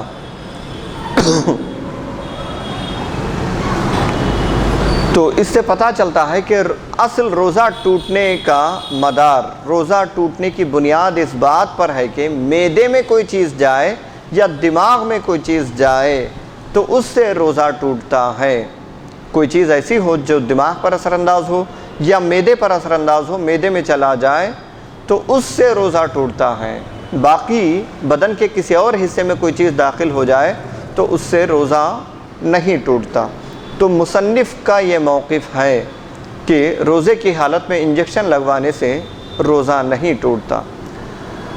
ہمارا موقف یہ ہے کہ روزے کی حالت میں انجیکشن لگوانے کے متعلق سے بھی بعض علماء اس کی تائید کرتے ہیں، بعض علماء اس کے متعلق سے کہتے ہیں کہ حالت روزہ میں انجیکشن لگوانے سے روزہ ٹوٹ جاتا ہے، چونکہ روزہ ایک عظیم عبادت ہے، اللہ کا پسندیدہ عمل ہے اور فرض ہے۔ اس روزے کا ہمیں حد درجہ اہتمام کرنا چاہیے، جہاں تک ہو سکے اس روزے کو بچانے کی کوشش کرنی چاہیے۔ ہمارے نزدیک بہتر یہ ہے کہ اگر کسی کو انجیکشن لگوانے کی ضرورت ہے، انجیکشن لگائے بغیر کوئی چارہ نہیں ہے، انجیکشن لگائے بغیر کوئی صورت نہیں ہے انجیکشن سے بچنے کی، زیادہ پریشان ہے یا انجیکشن لگانا بہت ضروری ہے، تو اس صورت میں روزے کی حالت میں انجیکشن لگوائے تو اس کے لیے حکم ہے کہ روزہ نہیں ٹوٹے گا۔ ورنہ عام صورتوں میں یعنی انجیکشن لگانے کی ضرورت نہیں ہے پھر بھی انجیکشن لگا رہے ہیں تو ایسی صورت میں اجازت نہیں ہے کہ وہ انجیکشن لگائے۔ خلاصہ کلام یہ ہے، بہتر یہی ہے کہ بالکل سخت ضرورت ہو تو انجیکشن لگوائے، ورنہ انجیکشن نہ لگائے۔ اگر کسی نے ضرورت کی وجہ سے انجیکشن لگایا تو اس کا روزہ نہیں ٹوٹے گا، بلا ضرورت انجیکشن لگانے سے بچنا چاہیے۔ افلاس کی وجہ سے کفارہ ساقط نہیں ہوتا، جیسا کہ ہم نے ابھی عرض کیا، اگر کوئی شخص رمضان کا روزہ توڑ لے تو اس پر کفارہ واجب ہو جاتا ہے۔ ٹوٹنا الگ ہے، توڑنا الگ ہے۔ اگر کوئی شخص اپنے عمل سے جانتے بوجھتے ہوئے روزے کو توڑ دیا تو اس پر کفارہ لازم ہوتا ہے، اور یہ کفارہ بسبب افلاس اس سے ساقط نہیں ہوتا، یعنی غریبی کی وجہ سے، مال و دولت نہ ہونے کی بنیاد پر یہ کفارہ ختم نہیں ہو جاتا، بلکہ حدیث شریف میں جس اعرابی کا ذکر ہے اس سے بھی کفارہ ساقط نہیں ہوا تھا، چونکہ وہ شخص مضطر تھا۔ اس لیے رسول اللہ صلی اللہ علیہ وسلم نے کھجوریں کھانے کے لیے دے دیں، لیکن یہ نہیں فرمایا کہ تجھ سے کفارہ ساقط ہو گیا۔ دیکھیں، حضور نے اسے یہ نہیں کہا کہ اتنی آخری حالت تک بھی وہ پہنچ گیا تھا، یعنی کوئی عمل اس سے کفارے میں سے کوئی عمل اس سے نہیں ہو سکتا تھا، نہ وہ غلام کو آزاد کر سکتا تھا، نہ 60 روزے ادا کر سکتا تھا، نہ ہی صدقہ کر سکتا تھا۔ اس کے باوجود بھی حضور نے یہ نہیں فرمایا کہ تم سے کفارہ ساقط ہو گیا، تمہارے اوپر سے کفارہ ہٹ گیا، اب کفارے کی ضرورت نہیں ہے۔ اس کی فراغت اور وسعت تک کفارہ موقوف ہو گیا تھا، بلکہ حقیقت یہ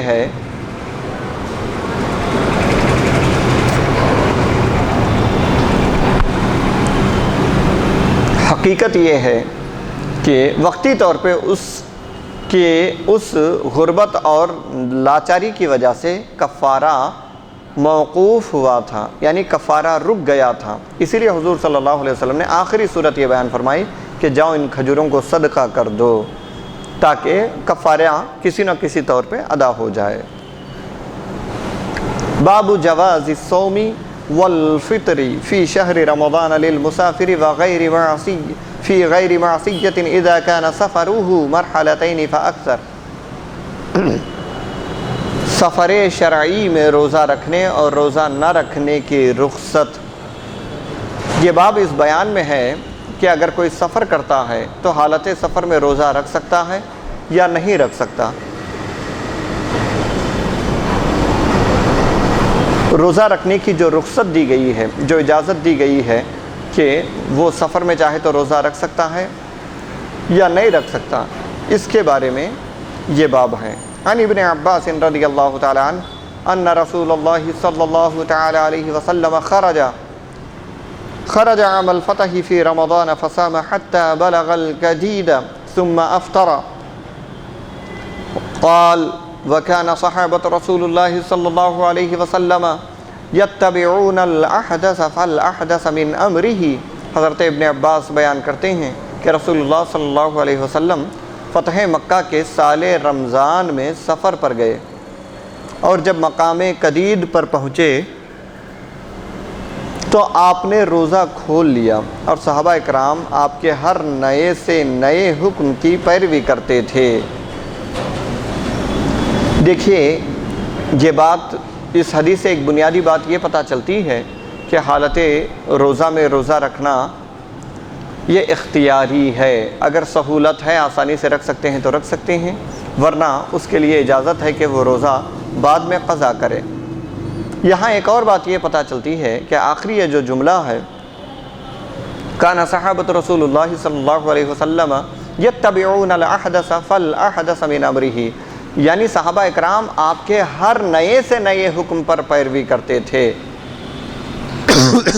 حضور کی پیروی جو صحابہ کرتے تھے نئے حکم پر پیروی کرتے تھے۔ اس سے پتہ چلتا ہے کہ احادیث میں کچھ احادیث وہ ہیں جس کو حضور صلی اللہ علیہ وسلم نے پہلے کیا، بعد میں اس کو ترک کر دیا۔ کچھ احادیث وہ ہیں جن کو آپ نے ہمیشہ کیا ہے۔ تو صحابہ کا یہ عمل تھا، آپ کا یہ جذبہ تھا کہ حضور صلی اللہ علیہ وسلم کے ہر نئے عمل کی پیروی کرتے تھے۔ یعنی اگر کوئی عمل حضور صلی اللہ علیہ وسلم نے پہلے کیا تھا، بعد میں آپ نے اس کو ترک کر دیا، تو صحابہ بھی اس کام کو چھوڑ دیتے تھے۔ اگر کوئی عمل حضور صلی اللہ علیہ وسلم نے پہلے نہیں کیا تھا، بعد میں اس کو کیا، تو صحابہ اکرام بھی اس کو کیا کرتے تھے۔ جو عمل بعد کا ہوتا تھا اس کو اختیار کرتے تھے۔ اس سے یہ بات صاف طور پہ پتہ چلتی ہے کہ احادیث میں ناسخ اور منسوخ ہے، یعنی حضور صلی اللہ علیہ وسلم کے جو اعمال ہم تک پہنچے ہیں، جو اقوال یعنی حضور کے جو کام جو باتیں ہم تک پہنچی ہیں، وہ دو طرح کی ہیں۔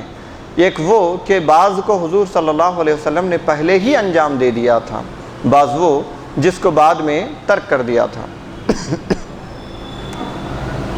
کچھ کام ایسے تھے جس کو آپ نے پہلے کیا، بعد میں چھوڑ دیا۔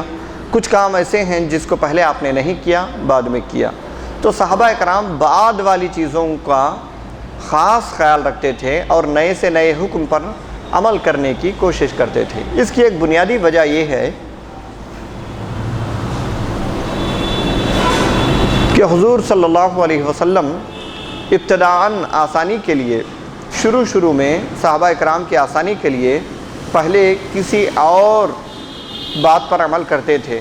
بعد میں جب صحابہ کا مزاج اسلامی مطابق جم گیا، اسلام کے مطابق جم گیا، تو اس کے بعد حضور صلی اللہ علیہ وسلم اس کام میں تبدیلی لاتے تھے، اصل جو آپ کو مقصود تھا وہ کام کرتے تھے۔ تو یہ بات ذہن نشین رکھنی چاہیے کہ حضور صلی اللہ علیہ وسلم کا ہر عمل یکساں نہیں تھا، بلکہ کچھ کام وہ تھے جس کو آپ نے پہلے کیا، بعد میں چھوڑ دیا۔ کچھ کام وہ تھے جس کو پہلے نہیں کیا، بعد میں آپ نے اس کو انجام دیا۔ عن الزہری رضی اللہ تعالی عنہ بہذا الاسناد مثلہ، ایک اور سند سے بھی یہ حدیث مروی ہے۔ سفیان کہتے ہیں کہ میں نہیں جانتا کہ یہ قول کس کا ہے، نبی کریم صلی اللہ علیہ وسلم کے آخری قول پر عمل کیا جاتا تھا۔ عن الزہری بہذا الاسناد وقال الزہری کان الفطر آخر الامرین وانما یؤخذ من امر رسول اللہ صلی اللہ علیہ وسلم بالآخر فالآخر۔ قال الزہری فصبح النبی صلی اللہ علیہ وسلم مکہ لثلاث عشرۃ خلت من رمضان۔ امام زہری کہتے ہیں کہ روزہ کھول لینا رسول اللہ صلی اللہ علیہ وسلم کا آخری عمل تھا، یعنی حالت سفر میں تھے، حالت سفر ہی میں درمیان میں حضور صلی اللہ علیہ وسلم نے افطاری کر لی تھی۔ یہ حضور صلی اللہ علیہ وسلم کا آخری عمل تھا، اور حضور صلی اللہ علیہ وسلم کے آخری عمل پر ہی عمل کرنا چاہیے۔ اور زہری کہتے ہیں کہ رسول اللہ صلی اللہ علیہ وسلم 13 رمضان کی صبح کو مکہ پہنچے تھے۔ ایک اور حدیث اسی باب میں ہے، عن ابن شہاب بہذا الاسناد مثل حدیث اللیثی۔ حضرت ابن شہاب زہری بیان کرتے ہیں کہ صحابہ اکرام آپ کے آخری عمل پر عمل پیرا ہوتے تھے، آپ کے آخری عمل کو ناسخ قرار دیتے تھے، یعنی آپ کا جو آخری عمل ہوتا تھا وہ عمل پہلے والے عمل کو ختم کرنے والا ہوتا ہے۔ اس کی بہترین مثال یہ ہے کہ حضور صلی اللہ علیہ وسلم پہلے رفع دین کیا کرتے تھے، بعد میں آپ نے رفع دین کرنا چھوڑ دیا۔ رفع دین کرنے کی روایات بھی موجود احادیث میں ہیں، اور رفع دین نہ کرنے کی روایات بھی احادیث میں موجود ہیں۔ ایک عام قاری جب ان احادیث کو پڑھتا ہے تو وہ تشویش میں مبتلا ہوتا ہے۔ ایک جگہ پر حضور صلی اللہ علیہ وسلم کے رفع دین کرنے کا ذکر ہے، اور دیگر مقامات پر رفع دین نہ کرنے کا ذکر ہے، دونوں صحیح احادیث سے مروی ہیں، تو ہم کسے اختیار کریں کسے اختیار نہ کریں؟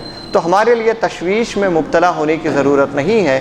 صحابہ کا یہ عمل ہمارے لیے قابل قبول ہے کہ امام زہری نے فرمایا کہ صحابہ اکرام جو حضور کا نیا عمل ہوتا تھا فکان، دیکھیے حدیث کے الفاظ ہیں، قال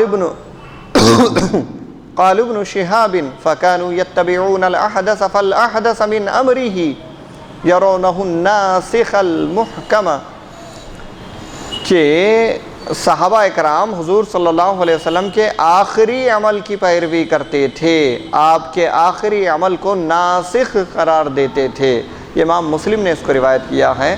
صحابہ کا یہ عمل تھا کہ حضور کے آخری عمل پر آپ عمل کیا کرتے تھے، اسی کو اختیار کر لیا کرتے تھے، اور ان کا یہ نظریہ تھا، وہ یہ مانتے تھے صحابہ اکرام کہ حضور کا آخر کا عمل پہلے والے کے لیے ناسخ ہے، یعنی حضور نے جو بعد میں کام کیا وہ کام پہلے والے کو ختم کرنے والا ہے، اب اس پہلے والے کام کا اعتبار نہیں ہوگا۔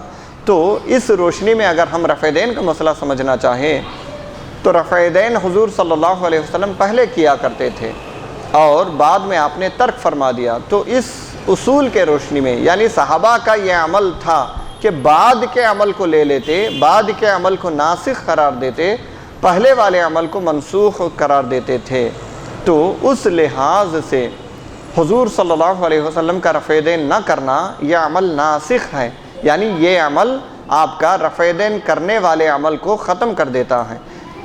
اسی لیے امام اعظم ابو حنیفہ نے جو رفع دین کی حدیث عبداللہ ابن مسعود سے روایت کی ہے، اس کی وضاحت میں فقہاء نے بیان فرمایا، حضرت عبداللہ ابن مسعود رضی اللہ تعالی عنہ حضور صلی اللہ علیہ وسلم سے ان معاملات کو نقل کیا کرتے تھے جو آپ کے آخری زمانے کے تھے، جو کام حضور صلی اللہ علیہ وسلم سے آخری زمانے میں آخری وقت آپ سے سرزد ہوئے، ان کاموں کو حضرت عبداللہ ابن عباس نقل کرتے تھے، انہی کو روایت کرتے تھے، ان کاموں کو، ان اعمال کو دنیا تک پہنچاتے تھے۔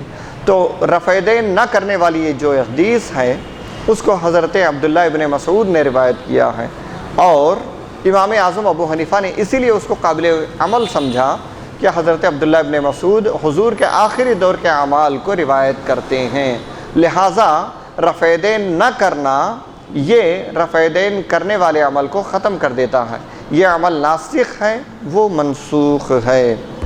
عن ابن عباس قال سافر رسول اللہ صلی اللہ علیہ وسلم فی رمضان فصام حتى بلغ عصفان ثم دعا بأناء فيه شراب فشربه نهارا ليراه الناس ثم أفطر حتى دخل مكة. قال ابن عباس رضي الله تعالى عنهما فصام رسول الله صلى الله عليه وسلم وأفطر من شاء صام ومن شاء أفطر.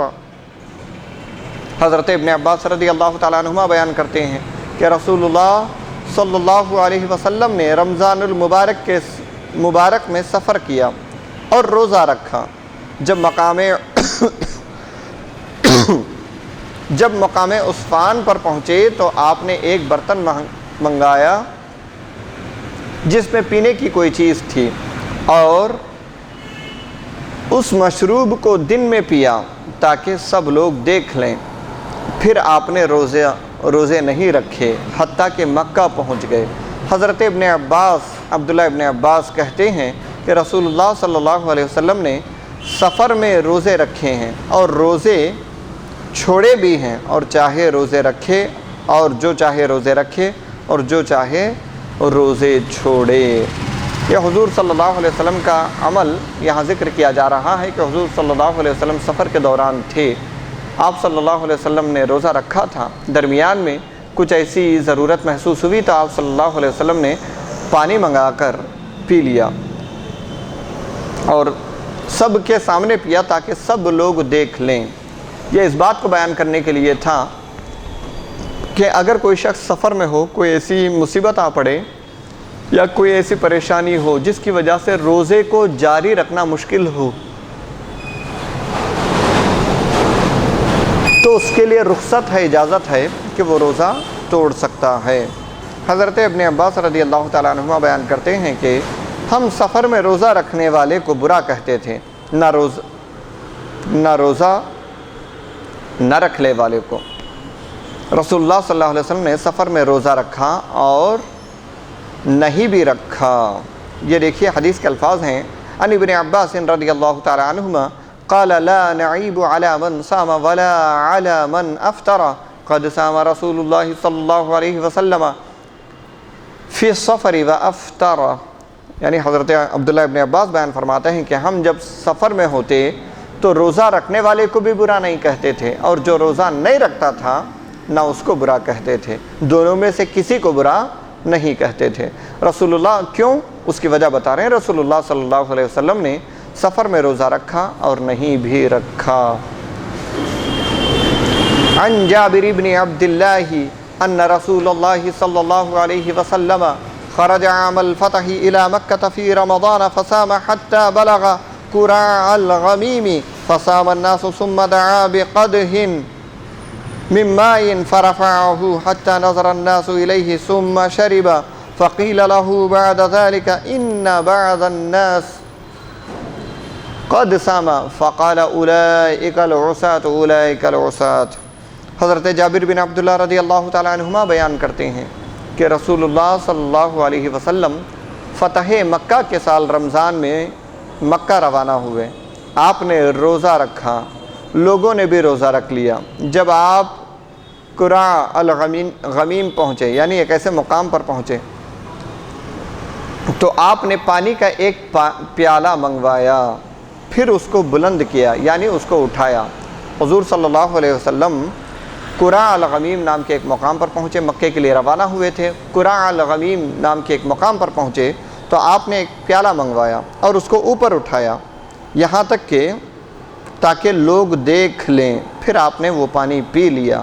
بعد میں آپ کو بتایا گیا کہ کچھ لوگوں نے روزہ رکھا ہوا ہے۔ آپ نے فرمایا لوگ نافرمان ہیں، یہ لوگ نافرمان ہیں، یعنی حضور صلی اللہ علیہ وسلم نے کراہت کا اظہار کیا۔ سفر میں حد سے زیادہ دشواری ہو تو روزہ نہ رکھنے کا حکم ہے۔ اس کے باوجود بھی حد درجہ سختی کو اختیار کرتے ہوئے بھی بعض لوگوں نے روزہ جاری رکھا تھا، تو حضور صلی اللہ علیہ وسلم نے کہا یہ لوگ نافرمان ہیں، یعنی اس سے مطلب یہ ہے انہوں نے ناپسندیدہ کام کیا، اتنی سختی میں روزہ نہیں رکھنا چاہیے تھا۔ اسی معنی کی کئی روایتیں ہیں اس باب میں۔ آگے ایک اور حدیث ہے، عن جعفر بهذا الاسناد وزاد فقيل له ان الناس قد شق عليهم الصيام وانما ينظرون فيما فعلت فدعا بقدح من ماء بعد العصر۔ ایک اور سند سے یہ حدیث بھی مروی ہے کہ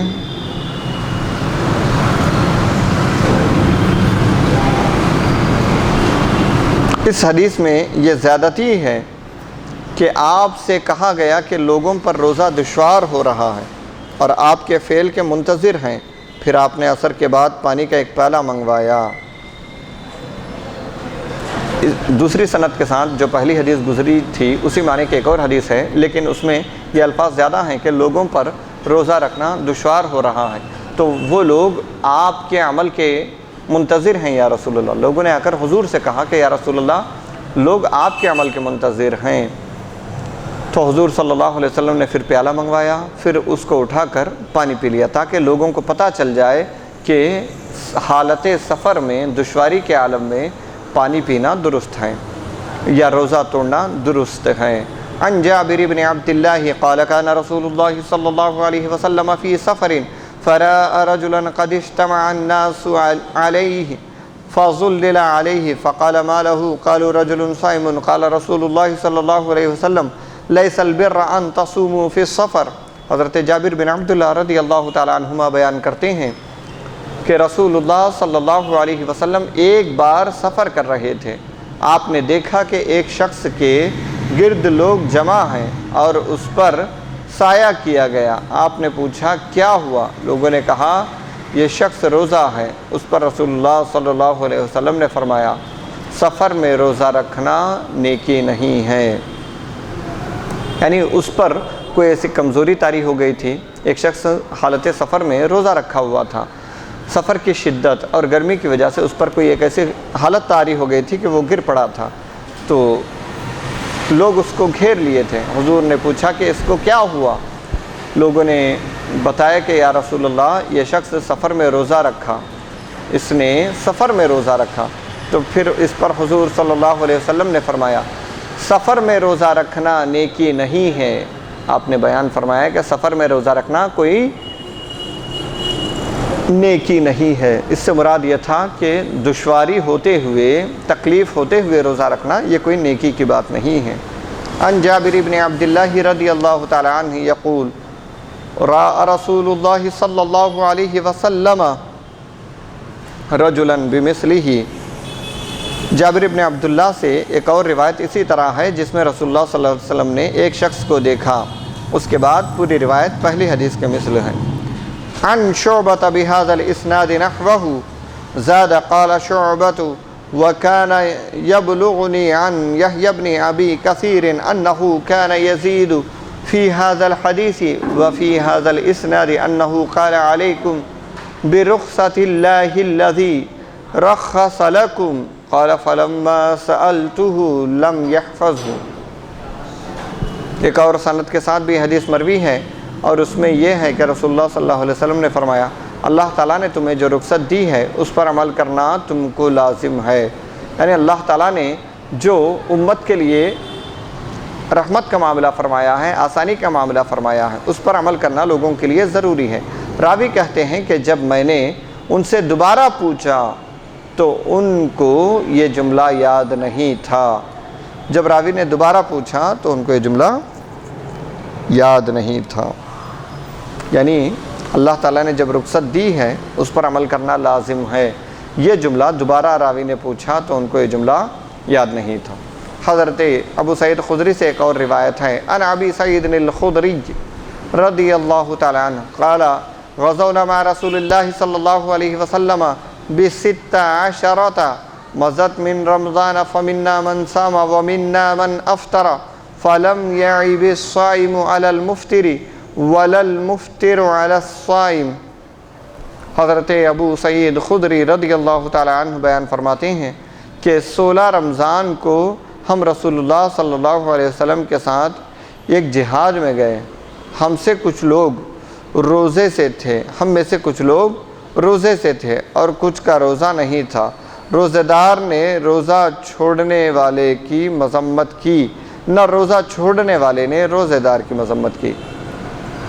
یہ حضرت ابو سعید خدری فرما رہے ہیں کہ حضور صلی اللہ علیہ وسلم کے ساتھ صحابہ کرام کی جماعت جہاد میں تھی، جہاد میں گئے ہوئے تھے، حالت سفر میں تھے، تو کچھ لوگوں نے روزہ رکھا، کچھ لوگوں نے روزہ نہیں رکھا۔ تو راوی بیان کرتے ہیں کہ ہم میں سے کسی نے نہ روزہ رکھنے والے کو برا بھلا کہا کہ تم نے روزہ کیوں رکھا ہے، نہ یہ کہا کہ جن لوگوں نے نہیں رکھا ان کو یہ کہا کہ تم نے کیوں نہیں روزہ رکھا ہے، کسی کو کوئی کچھ نہیں کہا۔ عن قتادہ بہذا الاسناد نحو حدیث حمام، ایک اور سند سے بھی یہی روایت مروی ہے، یعنی کون سی روایت؟ یعنی حضرت ابو سعید خدری نے جو کہا کہ ہم میں سے بعض لوگوں نے روزہ رکھا تھا ان کو ہم نے نہ برا کہا، نہ جن لوگوں نے روزہ رکھا تھا ان کو ہم نے برا کہا، کسی کو بھی برا نہیں کہا۔ اور سعید کی روایت میں 12 تاریخ ہے، شعبہ کی روایت میں 17 یا 19 تاریخ مذکور ہے۔ یہ جو حضور صلی اللہ علیہ وسلم جو سفر میں نکلے تھے، ایک حدیث میں 16 تاریخ ہے، ایک میں 19 تاریخ کا ذکر ہے، ایک میں 13 کا ذکر ہے۔ یہ جو تاریخ مختلف جو ہوئی ہیں اس کے متعلق سے مصنف فرماتے ہیں آپ مدینہ سے 10 تاریخ کو روانہ ہوئے اور مکہ مکرمہ میں 19 تاریخ کو داخل ہوئے، کسی نے درمیانی تاریخ کو ذکر کر دی، کسی نے آخر کی، یعنی اصل حضور صلی اللہ علیہ وسلم مدینہ سے جو روانہ ہوئے وہ 10 تاریخ کو روانہ ہوئے اور مکہ مکرمہ میں 19 رمضان کو پہنچے۔ تو اب کسی نے بیچ کی تاریخ کو ذکر کر دی کہ 13 تاریخ کو ہم فلاں جگہ تھے، کسی نے ذکر کیا کہ 16 تاریخ کو ہم فلاں جگہ تھے۔ تو ان روایتوں میں آپس میں کوئی ٹکراؤ نہیں ہے، کوئی آپسی اختلاف نہیں ہے۔ ایک اور حدیث ہے عن ابی سعید رضی اللہ تعالی عنہ كنا نسافر مع رسول اللہ صلی اللہ علیہ وسلم فی رمضان فما يعاب على الصائم صومه वला अलल मुफ्तिर इफ्तारुहु। हज़रत अबू सईद खुदरी रदी अल्लाह ताला अन्हु बयान करते हैं कि हम रसूलुल्लाह सल्लल्लाहु अलैहि वसल्लम के साथ रमज़ान में सफ़र करते थे। रोज़ादार के रोज़े पर कोई तनकीद करता था, न रोज़ा छोड़ने वाले के इफ्तार पर, यानी न रोज़ेदार पर कोई तनकीद करता, न कोई उनको बुरा भला कहता, न रोज़ा छोड़ने वाले को कोई बुरा भला कहता था। अन अबी सईद अल-खुदरी रज़ियल्लाहु तआला अन्हु क़ाल कुन्ना नग़ज़ु मअ रसूलिल्लाहि सल्लल्लाहु अलैहि वसल्लम फ़ी रमज़ान फ़मिन्ना अस्साइमु व मिन्नल मुफ़्तिर फ़ला यजिदु अस्साइमु अलल मुफ़्तिरि वलल मुफ़्तिरु अला अस्साइमि यरौना अन्न मन वजद क़ुव्वतन फ़साम फ़इन्न ज़ालिका हसनुन व यरौना अन्न मन वजद ज़ुअफ़न फ़अफ़्तरा फ़इन्न ज़ालिका हसनुन। हज़रत अबू सईद खुदरी रज़ियल्लाहु तआला अन्हु बयान फरमाते हैं कि हम रसूलुल्लाह सल्लल्लाहु अलैहि वसल्लम के साथ रमज़ानुल मुबारक में जिहाद करते। हम में से किसी का रोज़ा होता था और किसी का नहीं। रोज़ादार और रोज़ा छोड़ने वाले को कुछ कहता न था, न रोज़ा छोड़ने वाला रोज़ेदार को कुछ कहता था।